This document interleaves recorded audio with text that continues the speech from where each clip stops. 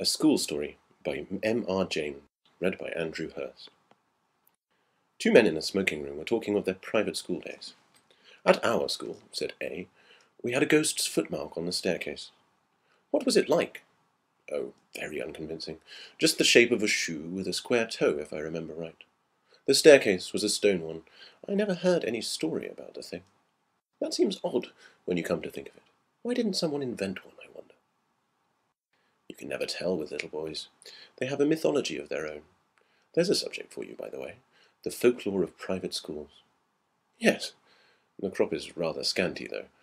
I imagine if you were to investigate the cycle of ghost stories, for instance, which the boys at private schools tell each other, they would all turn out to be highly compressed versions of stories out of books. Nowadays, the Strand and Pearsons and so on would be extensively drawn upon." "No doubt. They weren't born or thought of in my time. Let's see. I wonder if I can remember the staple ones that I was told. First, there was the house with a room in which a series of people insisted on passing a night, and each of them in the morning was found kneeling in a corner, and had just time to say, 'I've seen it,' and died." "Wasn't that the house in Berkeley Square?" "I dare say it was. Then there was the man who heard a noise in the passage at night, opened his door, and saw someone crawling towards him on all fours, with his eye hanging out on his cheek. There was, besides, let me think. Yes, the room where a man was found dead in bed with a horseshoe mark on his forehead, and the floor under the bed was covered with marks of horseshoes also. I don't know why. Also, there was the lady who, on locking her bedroom door in a strange house, heard a thin voice among the bed curtains say, 'Now we're shut in for the night.' None of those had any explanation or sequel. I wonder if they go on still, those stories." "Oh, likely enough, with additions from the magazines, as I said. You never heard, did you, of a real ghost at a private school?" "I thought not. Nobody has that I ever came across."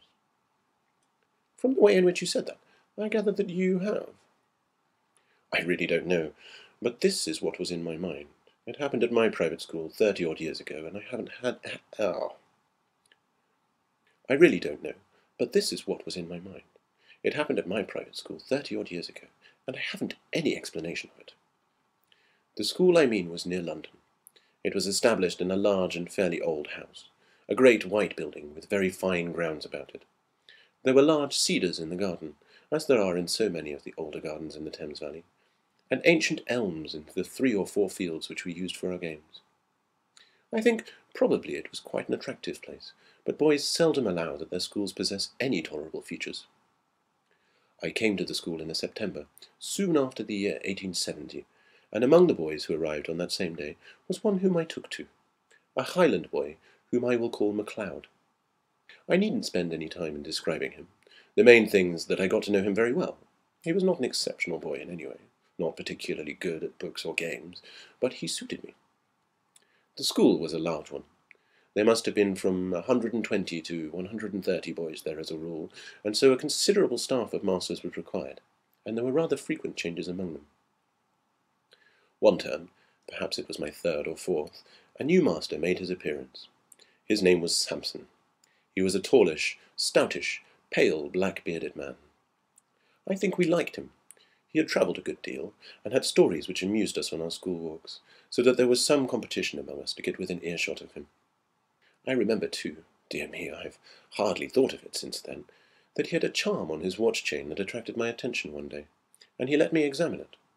It was, I now suppose, a gold Byzantine coin. There was an effigy of some absurd emperor on one side. The other side had been worn practically smooth, and he had cut on it, rather barbarously, his own initials, G.W.S., and a date, 24th of July, 1865. Yes, I can see it now. He told me he had picked it up in Constantinople. It was about the size of a florin, perhaps rather smaller. Well, the first odd thing that happened was this. Samson was doing Latin grammar with us. One of his favourite methods, perhaps it is rather a good one, was to make us construct sentences out of our own heads to illustrate the rules he was trying to make us learn. Of course, that is a thing which gives a silly boy a chance of being impertinent. There are lots of school stories in which that happens, or anyhow there might be. But Samson was too good a disciplinarian for us to think of trying that on with him. Now, on this occasion, he was telling us how to express remembering in Latin, and he ordered us each to make a sentence bringing in the verb memini, I remember. Well, Most of us made up some ordinary sentence such as, I remember my father, or he remembers his book, or something equally uninteresting. I dare say a good many put down memino librum meum, and so forth. But the boy I mentioned, MacLeod, was evidently thinking of something more elaborate than that. The rest of us wanted to have our sentences pass, and get on to something else, so some kicked him under the desk, and I, who was next to him, poked him and whispered him to look sharp. But he didn't seem to attend. I looked at his paper and saw he had put down nothing at all. So I jogged him again, harder than before, and upbraided him sharply for keeping us all waiting. That did have some effect. He started and seemed to wake up, and then very quickly he scribbled about a couple of lines on his paper, and showed it up with the rest. As it was the last, or nearly the last, to come in, and as Samson had a good deal to say to the boys who had written Memeniscimus patri meo and the rest of it, it turned out that the clock struck 12 before he had got to MacLeod, and MacLeod had to wait afterwards to have his sentence corrected. There was nothing much going on outside, and when I got out, so I waited for him to come. He came very slowly when he did arrive, and I guessed there had been some sort of trouble. Well, I said, what did you get? Oh, I don't know, said MacLeod. Nothing much, but I think Samson's rather sick with me. Why, did you show him up some rot? No fear, he said. It was all right as far as I could see. It was like this. Memento, that's right enough for remember, and it takes a genitive. Memento putei inter quatuor taxos. What silly rot, I said. What made you shove that down? What does it mean? That's the funny part, said MacLeod. I'm not sure what it does mean. All I know is it just came into my head and I corked it down. I know what I think it means, because just before I wrote it down I had a sort of picture of it in my head. I believe it means, remember the well among the four... What are those dark sorts of trees that have the red berries on them? Mountain ashes, I suppose you mean. I never heard of them, said MacLeod. No, I'll tell you. Yews. Well, and what did Samson say? Why, he was jolly odd about it. When he read it, he got up and went to the mantelpiece, and stopped quite a long time without saying anything, with his back to me. And then he said, without turning around, and rather quiet, what do you suppose that means? I told him what I thought, only I couldn't remember the name of the silly tree, and then he wanted to know why I put it down, and I had to say something or other. And after that he left off talking about it, and asked me how long I'd been here, and where my people lived, and things like that. And then I came away, but he wasn't looking a bit well. I don't remember any more that was said by either of us about this. Next day MacLeod took to his bed with a chill or something of the kind, and it was a week or more before he was in school again, and as much as a month went by without anything happening that was noticeable. Whether or not Mr. Samson was really startled, as MacLeod had thought, he didn't show it. I am pretty sure, of course, now, that there was something very curious in his past history, but I'm not going to pretend that we boys were sharp enough to guess any such thing. There was one other incident of the same kind as the last which I told you. Several times since that day we had had to make up examples in school to illustrate different rules, but there had never been any row except when we did them wrong. At last there came a day when we were going through those dismal things which people call conditional sentences, and we were told to make a conditional sentence, expressing a future consequence. We did it, right or wrong, and showed up our bits of paper, and Samson began looking through them. All at once he got up, made some odd sort of noise in his throat, and rushed out by a door that was just by his desk. We sat there for a minute or two, and then, I suppose it was incorrect, but we went up, I and one or two others, to look at the papers on his desk. Of course I thought someone must have put down some nonsense or other, and Samson had gone off to report him. All the same, I noticed that he hadn't taken any of the papers with him when he ran out. Well, the top paper on the desk was written in red ink, which no one used, and it wasn't in anyone's hand who was in the class. They all looked at it, MacLeod and all, and took their dying oaths that it wasn't theirs.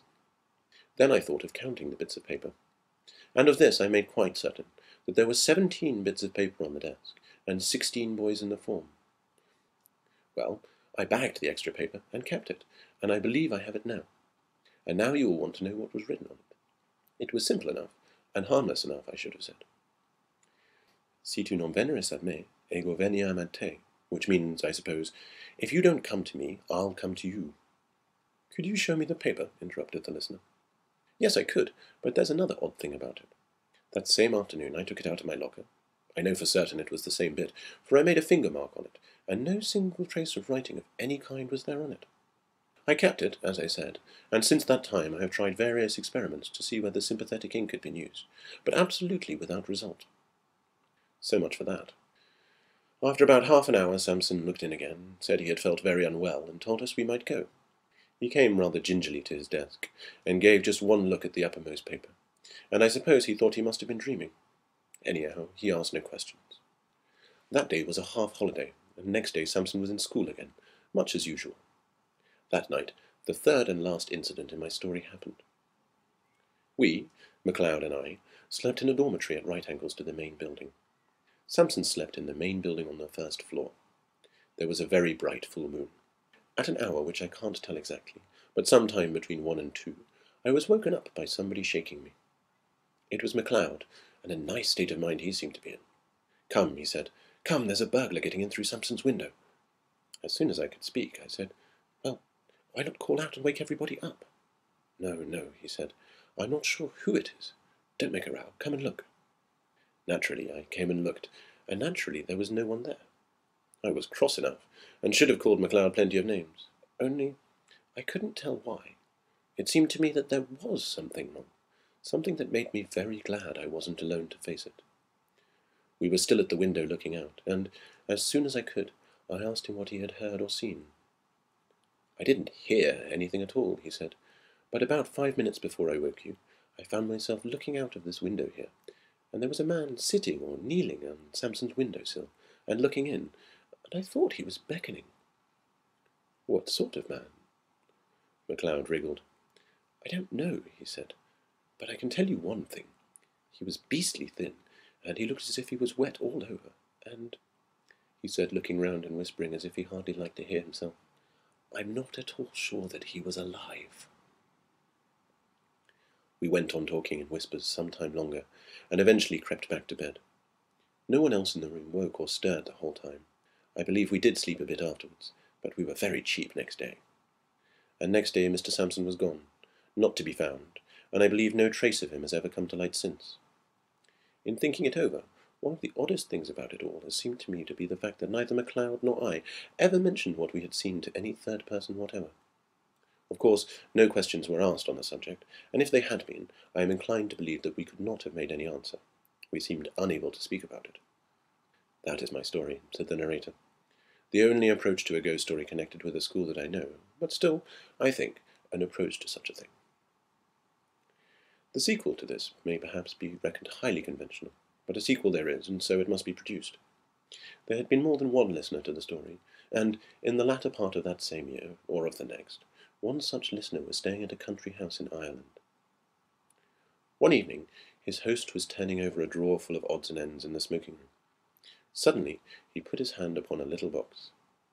"Now," he said, "you know about old things. Tell me what that is." My friend opened the little box, and found in it a thin gold chain with an object attached to it.